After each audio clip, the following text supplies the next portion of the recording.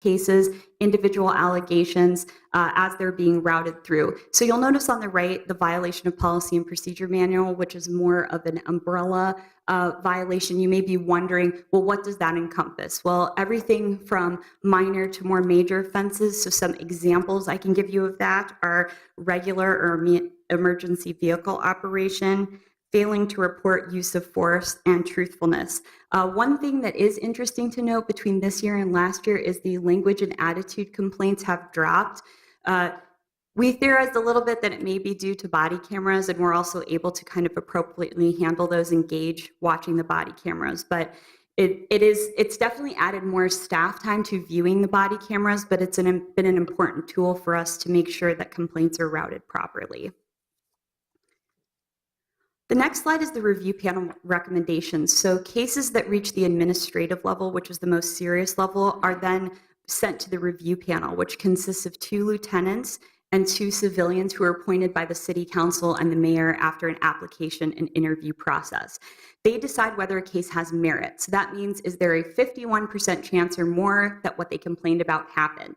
So here we've broken it down to, you can see how many panels were each quarter, and on the right you can see the allegations and their decisions. So in total last year, 30 cases received a merit finding and 35 were no merit. Currently, we have 9 civilian review panelists who will rotate, and we have about 9 lieutenants who rotate as well. One thing to kind of go with our theme of technological advancement is we implemented SharePoint for the review panelists. So before we had a paper file that people had to make appointments to see, no longer. All of those files are now available securely online to just the panelists. They're able to review them thoroughly before they come in, and they also deliberate and make the recommendation using that SharePoint. So that's been a really nice tool and a collaboration between us and the IT department. Many of them also attended use of force training by national experts, so we feel that our civilian panelists have been well equipped to deal with these cases. So after a case goes through the review panel process, that merit or no merit recommendation then flows to the chief's office. So this slide shows you the discipline from OPCR cases in 2016. The discipline breakdown is as follows. 16 cases went to training or coaching from the review panel. So that does not include the 41 coachings that I mentioned earlier where the joint supervisor sent them through. That's a case that went through the review panel process and then resulted in coaching or training. 8 letters of reprimand went out, 7 suspensions, 1 demotion, and 2 terminations, all as a result of Office of Police Conduct Review cases. Now, last year, you asked us about, well, what does OPCR next to internal... Yes. We have a question from Sure. here, Councilmember Gordon. Well, I know you asked us to wait at the beginning, but I just wanted to make sure that the last slide, discipline from the OPCR cases, does that represent the 30 that actually were investigated from the previous slide? Yes. So the chief now has acted on all of the 2016 complaints, and it seems like that's in a pretty timely manner.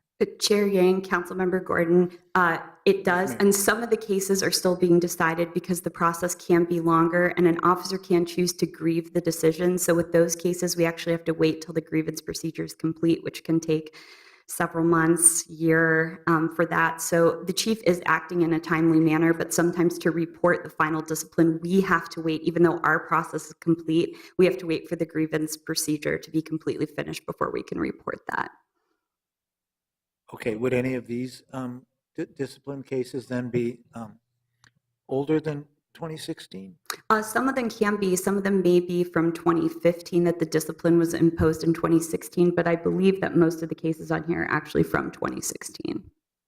It almost looks like it's almost the same amount. I didn't do my math on the other one, but it looks like there were about 30 that had merit from 2016 and about 30 that received discipline. So the trend from the chief's office has been to impose discipline on cases that have received merit. So, okay, thank you. Councilmember Palmisano. Thank you, Mr. Chair. Mr. Farr, just another clarification about this slide. I imagine that sometimes some cases have involved multiple of these discipline types, like it started with a suspension and ended in termination, or any number of things. So is just the highest level of discipline indicated on here? Chair Yang, Councilmember Palmisano, that is just the discipline for each allegation. So it's true that a complaint could come in with multiple allegations, but when merit is found on those allegations and it goes forward, there can be discipline imposed on each one of the allegations where there's merit. So it's possible that a case could have had a letter of reprimand plus a suspension. That's all completely possible. But that would usually, when that decision is entered at the end, that is the decision. So if something escalated from before, because as you may know, some of the offenses are enhanceable, that would be just from this case, even though it was enhanced by a previous case. I see. Okay, thank you. Please continue. Thank you. So last year you had asked about the OPCR versus internal affairs cases, and that was a good question, and we wanted to make sure that you had that data side by side for this year. So this year, we have really made an effort with the Minneapolis Police Department to route the vast majority of cases through the Office of Police Conduct Review to promote transparency, public trust, and to really utilize that unique review panel mechanism where sworn and civilians are really having a true collaboration in Minneapolis. So in 2016, Internal Affairs has been handling a more narrow scope of cases that involve respect in the workplace between employees, cases involving civilian employees of the police department. We do not have jurisdiction over them.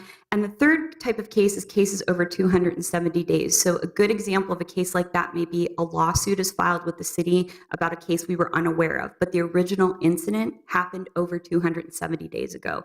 But myself and the designee from Internal Affairs may say something really needs to be done on this case. That can still happen under the Internal Affairs model because they don't have that cap of the 270 days. So even though they will sign it alone into investigation, it's usually a decision that we've talked about. So in 2016, 370 OPCR cases versus 58 cases that went through Internal Affairs. Their discipline was 7 suspensions and 11 letters of reprimand. So complaint mapping was also something we discussed last year, and this is actually a 2016 complaint map here, but if you go on the City of Minneapolis website and our data is included under the Civil Rights page, Office of Police Conduct Review, you can make maps in a variety of different formats depending on the data that you're looking for. So here we are actually still at the beginning of figuring out all of the interesting ways that we can use the mapping technology. But just to share with you a few that we've already done in 2016 is providing feedback to the precincts based on trends. We also have our intake investigator conduct outreach, and he utilizes complaint mapping to see areas that could use outreach. I'm happy to report that OPCR did outreach about how to file a complaint and the complaint process to over 1,000 people in 2016. Okay, if you can pause for a second. Council President Johnson. Thank you, Mr. Chair. Mr. Farr, failure to provide protection, what would that be? Chair Yang, Council President Johnson, so that is actually a specific violation in the Minneapolis Police Department's policy where it says they should have provided protection in a situation where they didn't, so maybe they should have effected an arrest, they should have done something differently. So that's actually a term of art in the policy. Okay, great, thank you. Please continue. So we hope in 2017 to be able to even report more ways that we're utilizing complaint mapping. Another important function of the OPCR is to provide support to the Police Conduct Oversight Commission, and our liaison to the commission is law enforcement analyst Ryan Patrick, so I'm going to invite him up to talk about the work that OPCR has done with PCOC. Good afternoon, Chair Yang, Council President Johnson, committee members. The other large function that we perform in the Office of Police Conduct Review is supporting the Police Conduct Oversight Commission. We had a number of important projects that we completed in 2016, the first of which you see is the mental health co-responder study. Inspector Waite just gave a great presentation on it, so I'm not going to regurgitate what she did. Safe to say that this was a really excellent opportunity for a partnership between sworn and civilian members, in that the work group that really sat down and looked at the nuts and bolts of how the program would operate involved both Inspector Waite and Commander Schoenberger from the police department, but also OPCR policy analyst Kayla McConnon-Diarra and Police Conduct Oversight Commissioner Jennifer Singleton. So this is a good moment where both the police department and the commission were able to work together to implement what we're hoping will be an incredibly successful program. The other large study that the commission completed in 2016 involved the complaint filing experience. where we really looked at how do people access the complaint system? Are people aware of it? Are there barriers? Are there obstructions to filing complaints? And then taking those results, we were able to really tune up some areas that needed help, particularly first forming a joint complaint process manual for both sworn and civilian investigators that covers the whole OPCR process. It's now available online. It's digestible. People can actually see how we operate, and we have a standard procedure that we're all following that we developed in conjunction. We also came up with protocols for accepting complaints both for desk officers, supervisors, and those out on patrol. So now MPD officers have a quick access sheet that they can pull up either at the desk or through the MPD website that lays out a really clean standard operating procedure for taking complaints.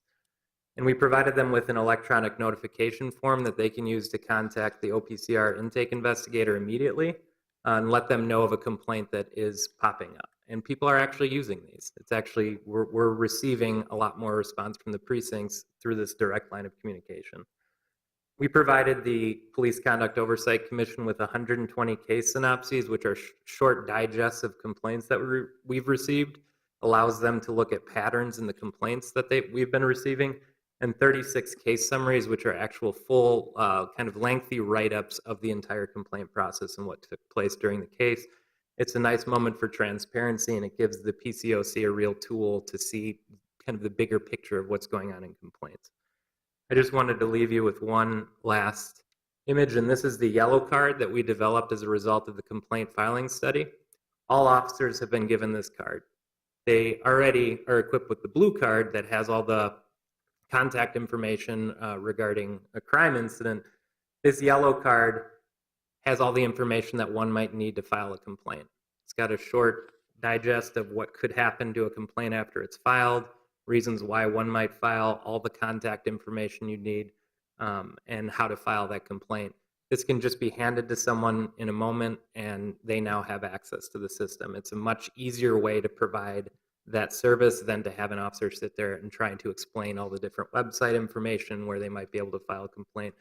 This card is live, it's in the field right now, and it's being utilized. With that, I'm going to turn it back over to the director. Thank you.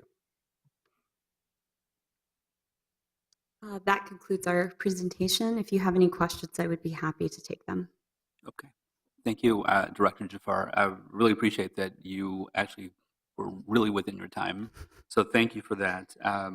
Let me just start the questions off. I remember last year, I think there was a story in the Star Tribune about the different precincts and how they responded in terms of knowing the OPCR process and knowing how to disseminate the information, or being good about helping folks to understand what the process is. And my understanding was that was sort of an audit of sorts. And does your office do that annually, or is it some other process, or is it a surprise process, or what is it exactly?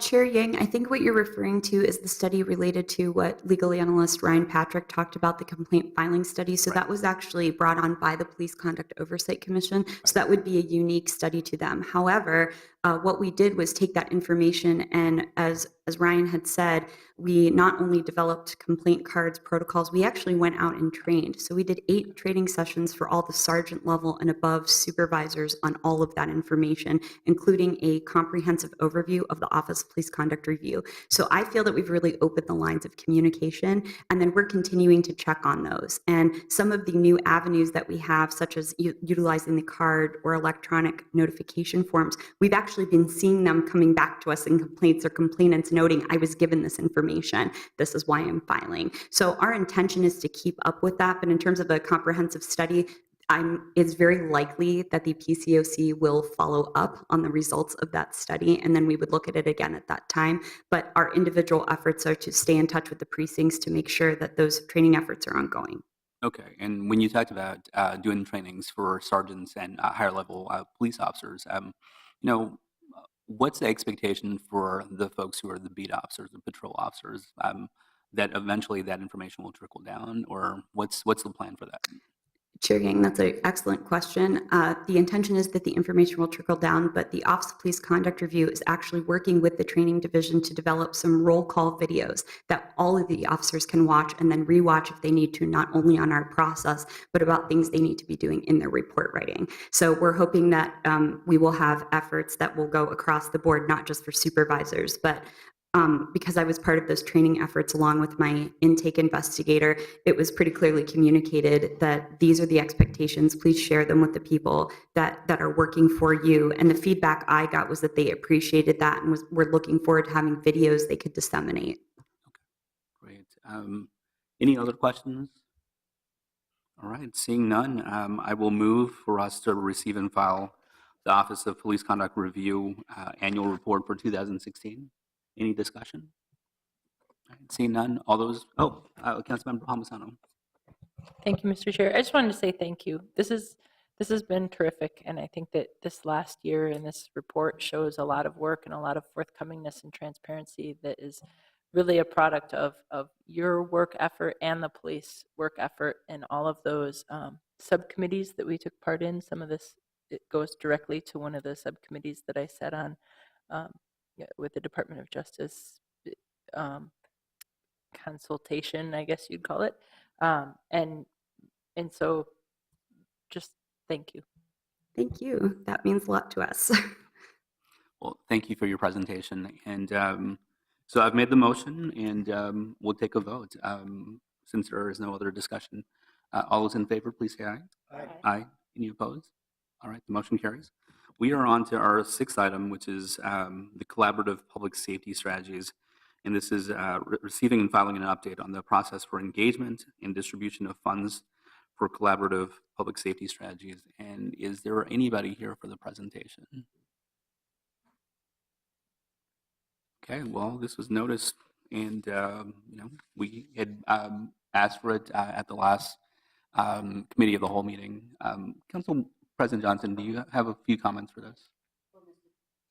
Thank you, Mr. Chair. And I guess the challenge that I have with this particular initiative is that we don't have any, as I said, a piece of paper to tell us, who's been involved, what the process is going to be to make recommendations. Do people have voting rights? Who's at the table? I've been through this kind of thing so many times in my time here. This is in the case of North Minneapolis, $250,000, $250,000. I want some information about exactly how this is being brought to the community. Who's been as part of the small groups that they have been meeting with, and also again, what is the process that's going to determine how these projects that are coming forward, supposedly, are going to be rated. Who's going to do the rating? What kind of weighting do the people who participate in the final ratings have? Does everybody get one vote? If I walk in the door, do I get a vote? The process of this has been a mystery, and it's really disappointing that there's nobody here to respond to the committee's inquiries. And so I would just suggest, Mr. Chair, that we keep this on our agenda. Ask them to come back at the next public safety meeting, since they couldn't make it to this one. Thank you. And I wanted to put a few comments in as well. This was a budget item that was approved by the full council in December, and this was a budget item that required folks to come in and report directly to the Public Safety, Civil Rights, and Emergency Management Committee meeting. It's about 1 month overdue, and this subject came before the Committee of the Whole just this last cycle, and we made a motion to direct this to this committee, and we asked for a report, and we will do what we can to bring the folks back to give us a report and give us more details on this. But I will just move that we postpone this to the next cycle and have the folks that are supposed to be here present to us the next time around, and we will keep this on the agenda until we get a report. So any Any questions or comments about the motion right before us? Councilmember Gordon? I'm just curious about who we're expecting to do the report. Is this something coming out of the police department or the mayor's office or an independent contract group?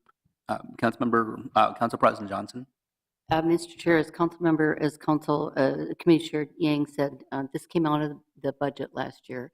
It was a $500,000 allocation to the Finance and Property Services Division of Finance. And why? I don't know. I don't know. That's the department that is supposed to be handling this. I don't have any sense of the protocol for how this is going to come in front of the committee. Are we going to look at the recommendations and say, yeah, some of this makes sense, some of this doesn't? Is the whole package going to come to us? It's a mystery. So that's why I want more information. Again, it's $250,000 on the north side. And Councilmember Gordon, on the RCA, I mean, it does say that the mayor's office is responsible for this item. So, we will just wait for the next cycle, but the motion before us is just to postpone this until the next meeting and have them come in and give us a presentation and answer some questions. Okay. Thank you. Any discussion on that? All right, seeing none, all those in favor, please say aye. Aye. Any opposed? Okay, the motion carries. And with that, we are done with the business before us, and so we will adjourn this meeting. Thank you so much.